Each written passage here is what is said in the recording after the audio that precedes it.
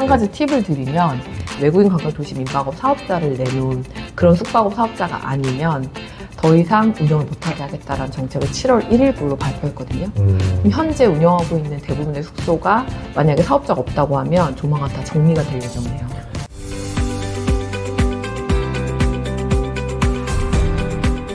안녕하세요. 이번 시간에는 당근 자판기 채널의 김진옥 대표님을 모셨습니다. 반갑습니다. 네, 예. 안녕하세요. 지금 에어비앤비들은 어때요?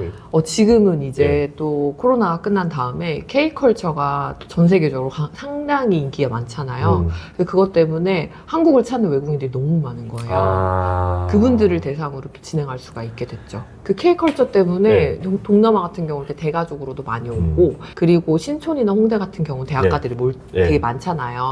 그 대학에 온 교환 학생들 가족들이 방학 때나 또 이렇게 시즌별로 많이 들어오거든요. 다 같이 그런 분들 대상으로도 하고 그리고 이제 혼자서 그냥 한국에 궁금해서 옵니다 보다는 어떤 연예인, 어떤 드라마를 보고 떼거지로 다 같이 손잡고 오는 경우가 되게 많아요. 그러면 에어비앤비가 제일 소액으로 할 수 있는 것 중에 하나를 생각을 하시죠? 네, 맞아요. 그러면 정말 최소한 딱 서울에서 하겠다 그럼 최소한 얼마 딱 보면 될까요? 일단 이제 보증금이 있으셔야 되는데 보증금은 500에서 2천만 원까지. 이제 수리비 같은 경우는 임대인이 약간 협상을 하실 수가 있는데 이게 약간 좀 꿀팁이기도 한데 요즘은 공실이 좀 있는 곳 같은 경우는 사람들을 좀 들어오게 하기 위해서 수리가 된 집이 좀 있어요. 그런 집을 타겟으로 하면 수리비가 안 들어갈 수 있고요. 그 다음에 약간 좀 구옥이어가지고 수리비가 들어가야 된다라고 한다면 전 이제 돈을 써야 될 곳은 화장실 정도 수리를 하고 운영하시는 거는 금방 그 매출을 뽑을 수가 있으니까 투자금 뽑을 수가 있으니까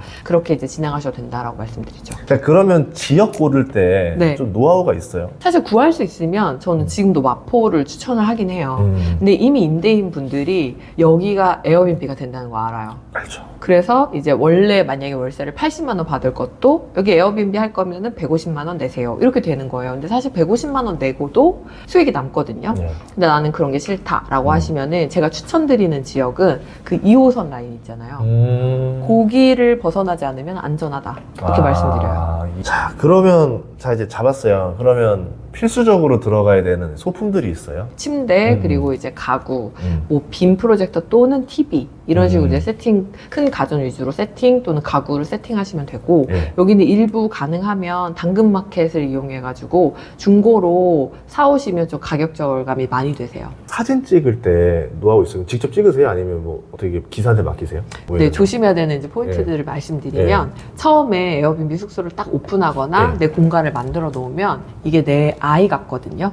내 자식 같고 그래서 이제 그 숟가락, 젓가락도 이쁘고 그 병따개도 이쁘고 슬리퍼도 이뻐요. 자꾸 소품을 찍는 거야. 맞아요. 근데 이쁘지 않은 숟가락, 젓가락, 소주잔 찍고 수세미 찍고 화장실 휴지를 찍는 거예요. 근데 이게 누구나 다 하시는 처음에 실수세요. 근데 이게 궁금하지 않거든요. 게스트는 여기가 얼마나 감성적이고 방이 얼마나 넓은 거야. 맞아, 그런 게 궁금한데 자꾸 휴지를 찍고, 왜냐면 휴지 내가 이쁘게 냅뒀거든요. 수건 내가 이쁘게 접어놨거든요. 그래서 수건을 찍고 소주잔 이쁜 거 사놨거든요. 그래서 이제 그런 실수를 좀 많이 하세요. 그래서 그런 것보다는 방금 얘기하신 것처럼 정보를 줄 수 있는 사진 아니면 감성을 느낄 수 있는 사진 위주로 찍으시는 게 되게 중요해요. 그러면 이제 보통 침실이 있는 방을 보여서 침대를 보여주는 메인 사진이 제일 많고 맞아요. 그거 말고 좀 다른 것들을 보여주는 데도 있는데 이제 그러면 어떨 때는 방 말고 다른 걸 보여주는 게 좋아요? 예를 들면 조금 가격대가 있어도 빔 프로젝터 냅두는 경우 있거든요. 그러면은 그거는 다른 숙소와 차별점이에요. 그럴 때는 빔 프로젝터를 틀어놓고 영화를 보는 장면이라든지 아니면 빔으로 어떤 장면을 연출해서 그걸 찍어 놓으면 힐이 되죠. 좀 더 옵션, 그러니까 좀 하이 옵션이라 생각하는 것들을 넣어야 된다. 예를 들어 테라스가 있다 그러면 테라스를 찍고 좀 거실이 좀 약간 소파도 좀 재밌게 놀 수 있고 이러면 거실을 중심으로 찍고. 네, 맞아요. 그런 식으로 이 숙소만의 유니크한 부분을 찍어가지고 어필하시면 좀 도움이 많이 되세요. 그리고 또 하나가 뭐냐면 많은 분들이 이게 불법이다라고 또 생각하시는 분들이 많은데 합법의 조건은 어떤 거가 있어요? 합법의 조건에 해당이 되는 거예요? 에어비앤비 하면은 제 댓글에도 이 불법을 이렇게 자랑스럽게 막 이제 이런 분들이 계세요. 근데 에어비앤비가 다 불법은 사실 아니에요. 합법으로 사업자를 제대로 받고 운영하는 방식이 있는데, 다만 이전에는 에어비앤비가 사업자 없이 그냥 운영을 해도 특별히 뭐 걸리지 않으면 문제되지 않아, 이 정도였거든요. 그렇죠. 등록이 다 됐었죠. 네. 근데 이제는 사업자를 받고 하는 숙소가 더 많고, 그 사업자를 받고 할 수 있는 방법도 그렇게 어렵지 않거든요. 그래서 이제 사업자를 받는 방식은 외국인 관광도시 민박업이라는 사업자를 내놓고 하시면 되세요. 가장 첫 번째는 전입을 해야 돼요. 그리고 제가 알기로는 오피스텔은 무조건 안 된다. 네, 맞아요. 주택이어야지 돼요. 오피스텔은 네. 업무용이어가지고 네. 허가가 안 나와요. 아파트도 잘 안 되잖아요. 네, 맞아요. 아파트는 그 공동주택 관리 규약이 너무 힘들게 되어 있고, 네. 사업자를 불가하는 곳이 많기 때문에 또 안 돼요. 그러면 자, 오피스텔 빼고 아파트 빼면 남는 게 없잖아요.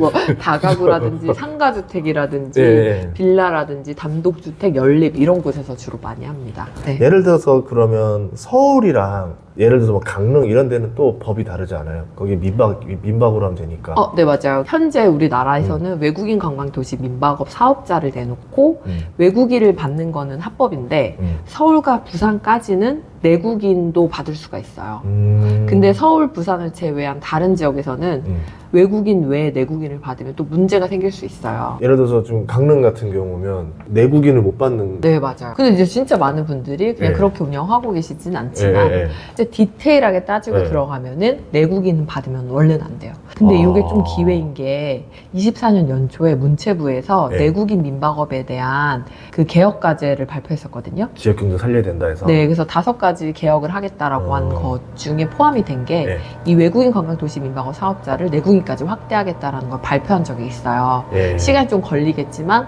아마 서울과 부산에서 더 확대될 것 같아요. 이런 점들도 우리가 알아야 되는 거예요. 왜냐하면 이게 제가 알기로는 이게 불법으로 했을 때 처벌이 센 걸로 알고 있거든요. 네. 이런 것도 좀 알고 하시면 좋을 것 같습니다. 자, 그러면 여기서 또 다른 거, 좀 투자 주의할 점 어떤 게 있을까요? 외도민만 놓고 이제 얘기를 하면은, 외도민 같은 경우는 사실 숙소를 구하는 게 진짜 힘들거든요. 왜냐면 집이어야지 되고, 또 전입을 해야 되는데 방이 2개 이상이어야지 되고, 네. 그리고 그리고 이제 임대인의 동의가 필요합니다. 이 사업자를 내놓고 하는 것에 임대인이 동의합니다 라는 문구를 넣은 계약서가 필요하거든요. 네네. 근데 이 부분이 이제 까다로운데, 요것만 사실 뛰어넘어서 숙소를 구한다라고 하면 사실상 문제가 되는 건 그렇게 없어요. 한 가지 팁을 드리면, 에어비앤비 레드오션 아니야 생각하시는 분들 분명히 있을 거거든요. 숙소 엄청 많던데 거기 지금 시작한다고 돈이 돼? 이게 궁금해하시는 분들이 있을 거예요. 근데 최근에 에어비앤비가 정책 발표를 했어요. 뭐냐면 네. 사업자, 방금 말씀드렸던 외국인 관광도시 민박업 사업자를 내놓은 그런 숙박업 사업자가 아니면 더 이상 운영을 못하게 하겠다라는 정책을 7월 1일부로 발표했거든요. 그럼 현재 운영하고 있는 대부분의 숙소가 만약에 사업자가 없다고 하면 조만간 다 정리가 될 예정이에요. 그래서 아마 네. 이렇게 사업자를 받고 하시는 분들한테는 더 기회가 될 것 같습니다. 알겠습니다. 자, 그럼 마지막으로 또 끝까지 들으신 우리 구독자분들을 위해서 선물 하나만 주시죠. 서울에서 여기 의외로 자리 괜찮다. 네, 신림, DMC 이런 데도 되게 잘 돼요. 신림은 왜요? 없잖아요, 그렇게. 신림, 이제 신림이 엄청 핫해요. 그래서 거기가 2호선 접근성도 좋고, 네. 일단 월세가 되게 저렴해요. 맞아요. 월세가 봉천동 이쪽, 이제 네. 낙성대 이쪽이 월세가 저렴하잖아요. 그래서 똑같은 사양이라고 하면은 약간 마포 쪽으로 가면 월세가 100 후반? 100만 원 중반인데, 여기는 네. 그 반값이거나 3분의 1 가격이거든요. 그런데도 외국인 수요가 신림까지 내려오는 네, 거예요? 있습니다. 와. 그래서 일단 고정비가 줄어드니까 네. 조금 매출이 줄어들더라도 나의 순수익은 유지가 되는 거죠. 부동산 투자 꿈꾸는 분들에게 마지막으로 한마디 부탁드리겠습니다.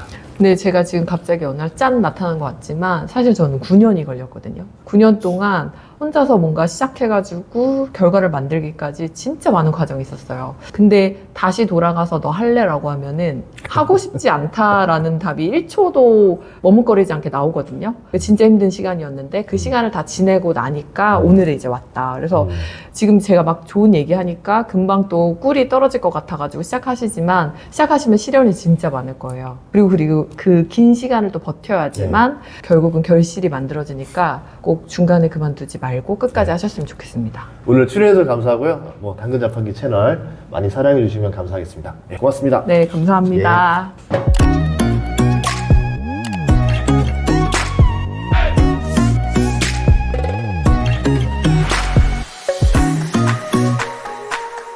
네.